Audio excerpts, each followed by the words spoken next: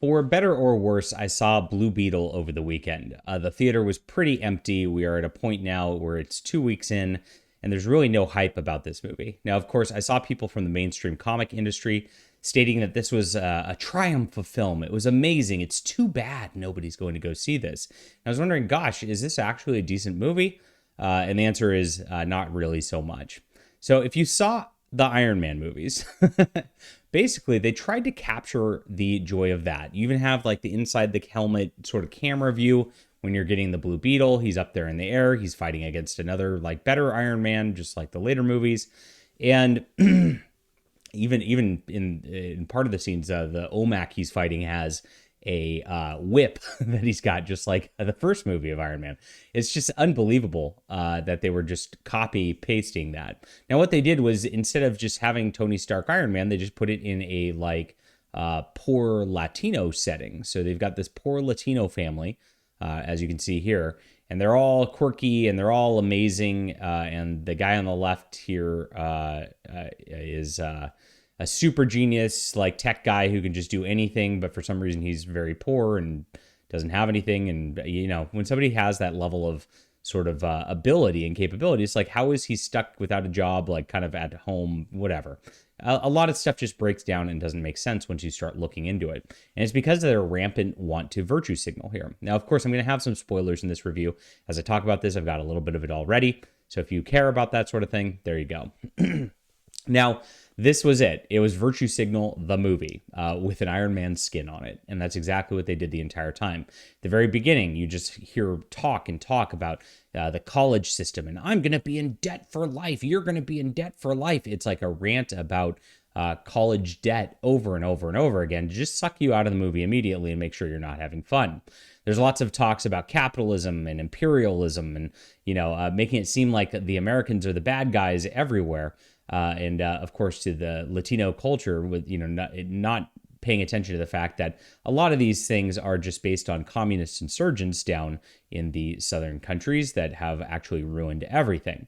So they want to try to rewrite history. They want to try to present everybody as this like Che Guevara loving hero or whatever.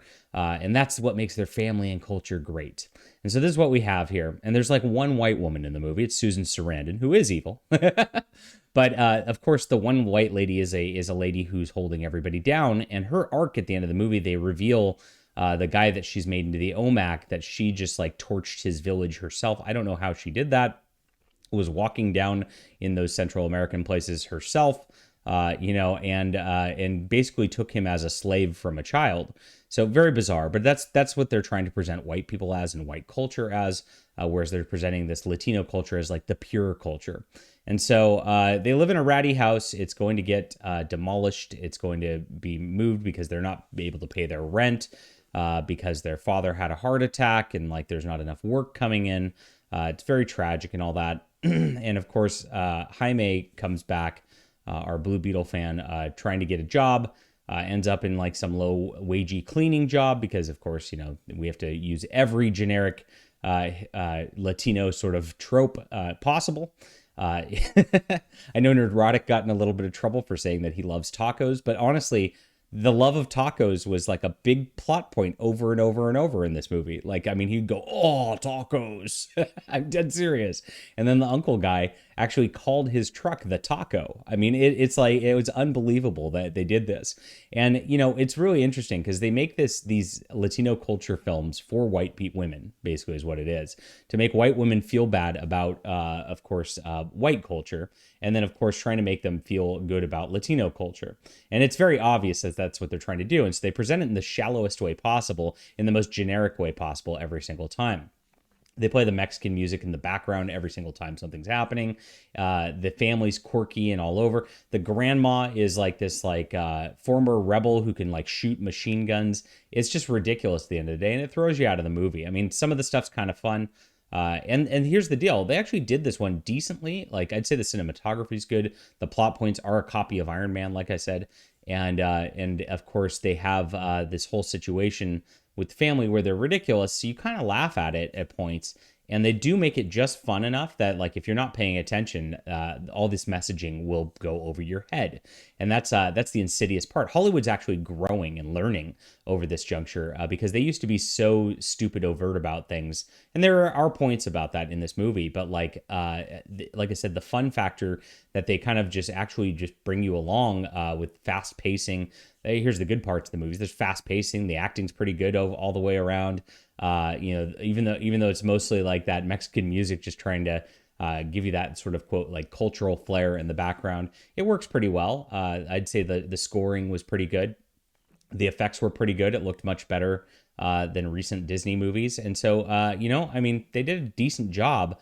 It's just like they couldn't stop the woke background. And of course, beyond that, like it went for all the Whammons are going to have to rescue him. I'm dead serious. So he's kind of hapless at some point. He gets captured because he's dumb and won't kill the villain. And this becomes a stupid plot point, which I'll get to. He makes a big point of like, we don't kill over this. And of course, he gets so mad he's almost going to kill at the end, which is copying the original Spider-Man movie, right? With the Green Goblin.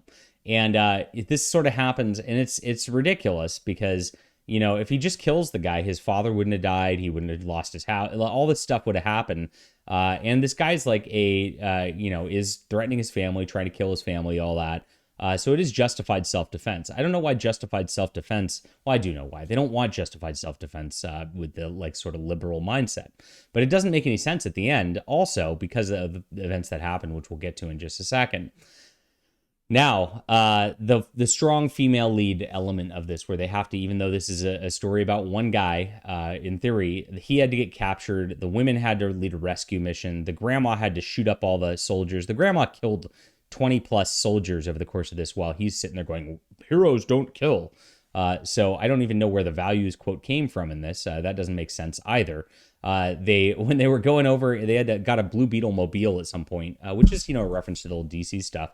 They actually like stomp the soldiers and like crush them with its little like pincer legs at the end of things. And so, they're killing people throughout this entire deal. So like, why in a fist fight would he care like whether the guy dies or not? Like, I mean, it's just ridiculous. But oh well. The nonsensical elements of that are pretty ridiculous. And of course, a lot of this stuff's over the top. And this is something that, like, I think with DC in general, like, because these are Silver Age characters, which didn't have as much thought put into them, like, as like the later Marvel stuff, you see kind of like where it breaks down and probably why they don't relate quite as well. The Blue Beetle and the whole like scarab that's attaching to him and all that, and this whole like, they go into Ted Kord, the prior Blue Beetle, who had his like Batman-esque gizmos. All of it's like a bit much, like, when it's all thrown in together and you go, this kind of doesn't make sense together. And it's just a little too much for a serious film. Now, they try to add a lot of humor elements, and it does work pretty well. But that's why the DC stuff doesn't quite resonate as well as the Marvel at the end of the day. It's just that background doesn't work.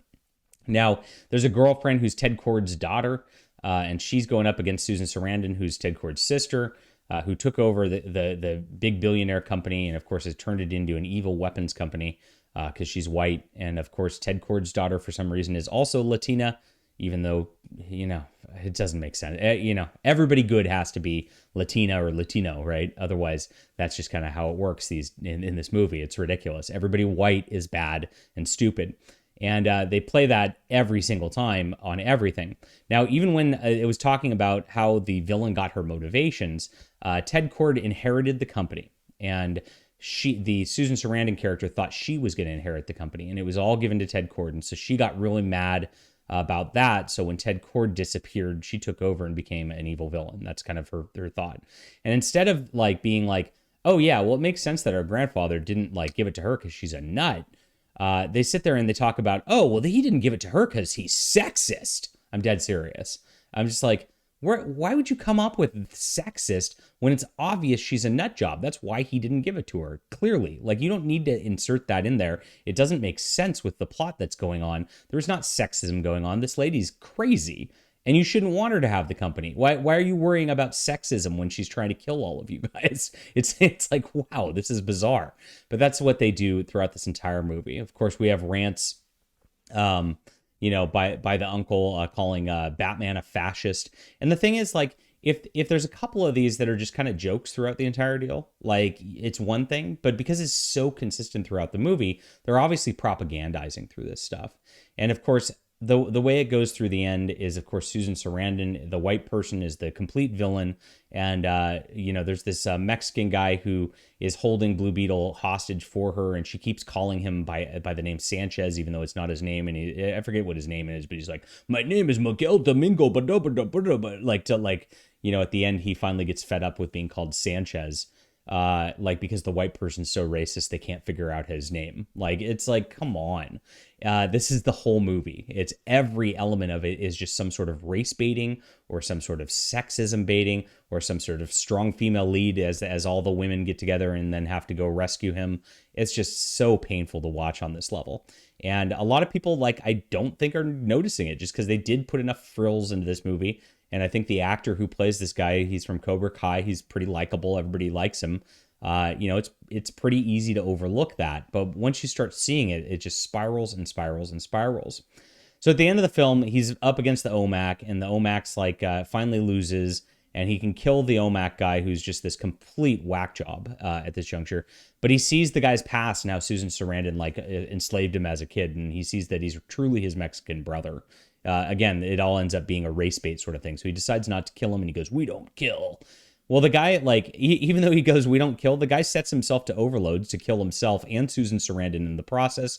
And guess what? He doesn't lift a finger to go save Susan Sarandon or to try to stop the guy from doing it. So I guess the not killing really doesn't matter in that situation. They made such a big deal out of it, and yet the guy just blows himself up and Susan Sarandon up and everybody else on the island up while Blue Beetle runs away at the end of the thing. So life really didn't matter. I guess it was a white lady, so her life really didn't matter is what came on at the end of the screen. It's really insulting. It's very racist if you look at it. And that's exactly the culmination of this film you would have expected. Now, he did actually, shockingly, have a heterosexual relationship where he got the girl in the end and they kissed at the end, which, you don't really see in films anymore. I was like, wow, that's pretty shocking. Usually they do this thing where they're like, oh, we're actually just friends and respect each other as of late, because you're not allowed to have heterosexual relationships in films. So that was one, I guess, positive plus point. And I guess, like I said, the acting was pretty good all the way around. So, it's a well done woke nightmare, but it's still a woke nightmare at the end of the day. All right. Leave a comment down below with what you think about this. Hit that like and subscribe button. We'll be back soon.